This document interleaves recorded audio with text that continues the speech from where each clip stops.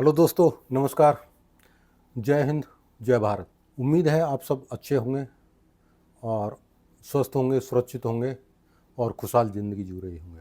जैसा कि आपको पता है, हमारा देश इस वक्त भारत पाकिस्तान से युद्धरत है और भारत और पाकिस्तान 7 मई से लेकर 10 मई तक काफ़ी ख़तरनाक सिचुएशन पहुंच गई थी इन दोनों देशों की। दोनों ने एक दूसरे पर मिसाइलें दागी थीं।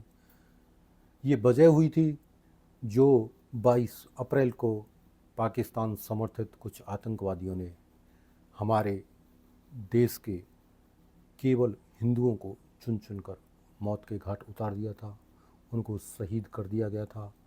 उनके बच्चों के सामने कुछ औरतों के, कुछ महिलाओं के पतियों को या मर्दों को कत्ल कर दिया गया था।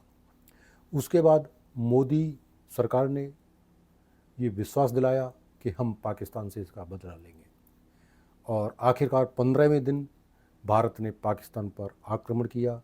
उसके आतंकी समूहों की, जहाँ पे मदरसे थे, मस्जिदें थीं, जहाँ पे वो ट्रेनिंग होती थी, उनको भारत ने ध्वस्त कर दिया। उसके बाद पाकिस्तान का हमला वाजिब था, पाकिस्तान का हमला होना ही था। पाकिस्तान ने भी हमला किया, उसके बाद भारत ने किया। पाकिस्तान ने ड्रोनों से हमला किया, भारत ने उससे भी बड़े ड्रोनों से हमला किया। इस तरह अदला बदली होती रही भारत और पाकिस्तान में।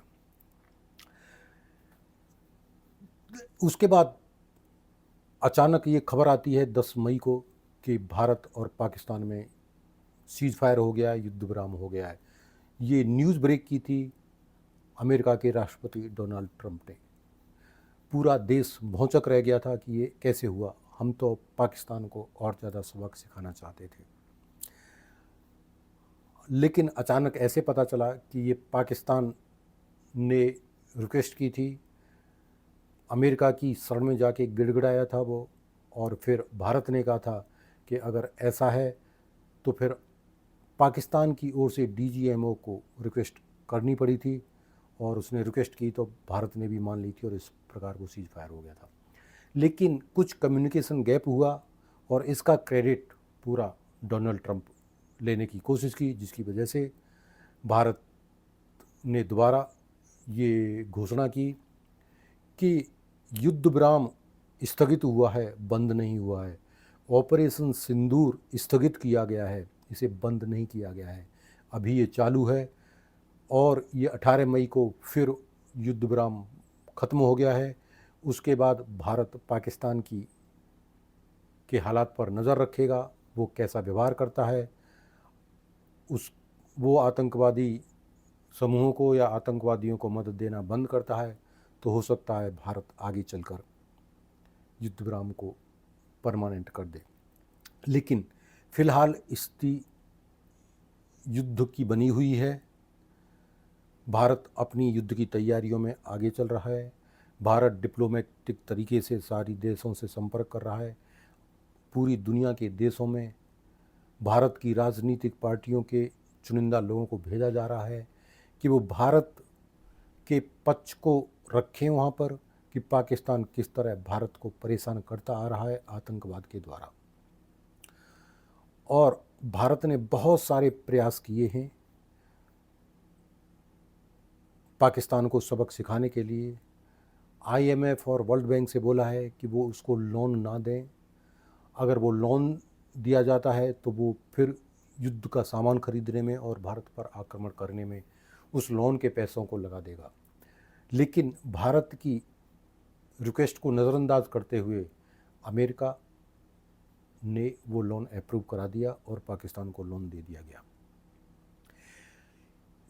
किसी वक्त हमारे भारत के सीडीएस रावत जी ने कहा था कि भारत को 2.5 फ्रंट पर लड़ना है। 2.5 फ्रंट उन्होंने इस तरह बताया था कि पहला फ्रंट पाकिस्तान है, दूसरा चाइना है, और आधा फ्रंट हमारे देश की कुछ राजनीतिक पार्टियां हैं और कुछ टुकड़े टुकड़े टाइप के गैंग के लोग हैं, कुछ शांति समुदाय के लोग हैं, जिनमें मुख्यतः कांग्रेस पार्टी है, टोंटी चोर यानी मुलायम सिंह की पार्टी है, दूसरी ममता बनर्जी जैसे, और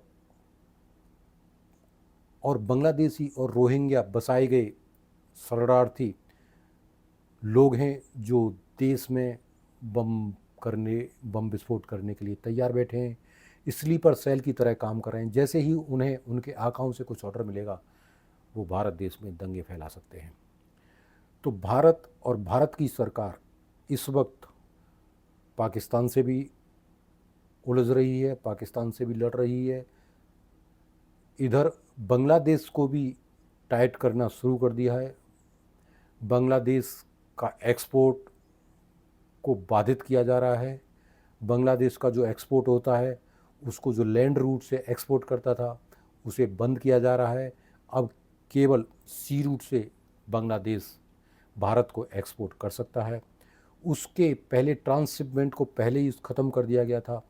इसका मतलब ये है कि भारत बांग्लादेश को आर्थिक तौर पर कमज़ोर करने की कोशिश में है ताकि वो सुधर सके, क्योंकि बांग्लादेश इस सब के बावजूद जो हमारा चिकन नेक वाला एरिया है, कॉरिडोर है, जो वेस्ट बंगाल में और के पास है, उस जगह पर बांग्लादेश चाइना को बुलाकर वहाँ पर हवाई अड्डे बनवा रहा है या सैनिक अड्डे बनवाने की कोशिश में है।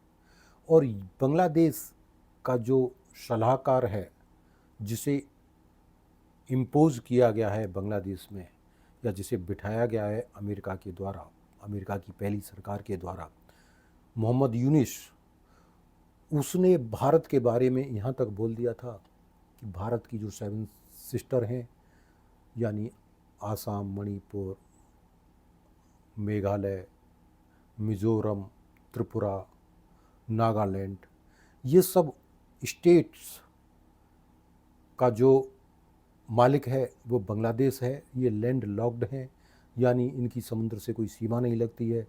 वो ये बताने की कोशिश कर रहा था चाइना को कि इनको काटा जा सकता है, और जो भूटान से रास्ता चिकन कॉरिडोर के पास से होकर गुजरता है उसे मिलाकर 7 सिस्टर को अलग काटा जा सकता है, और इस तरह चाइना बांग्लादेश में होते हुए वेस्ट बंगाल की खाड़ी में पहुंच सकता है।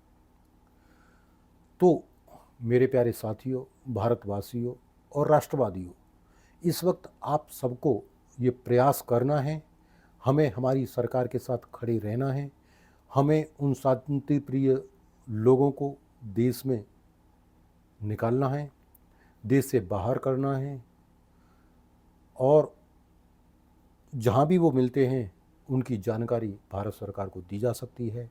हमें सतर्क रहना है। ये मौका बार बार नहीं आता। प्रधानमंत्री मोदी को अगर हमने और ज़्यादा सीटें दी हुई होती तो हमारी मोदी सरकार और अच्छे तरह से कार्य कर रही होती। हमारी मोदी सरकार हमारे देश के राष्ट्रवादियों के लिए, हिंदुओं के लिए और बाकी सभी धर्मों को समान रखते हुए कार्य कर रही है, और हम उम्मीद करते हैं कि भारत सरकार और ये मोदी की सरकार ऐसे ही आगे चलती रहेगी, देश तरक्की करता रहेगा। अगर मेरा ये YouTube चैनल आपको अगर पसंद आया हो, मेरे विचार अच्छे लगे हों, तो कृपया करके मेरे चैनल को लाइक करें, सब्सक्राइब करें और शेयर करें। जय हिंद, जय भारत, नमस्ते।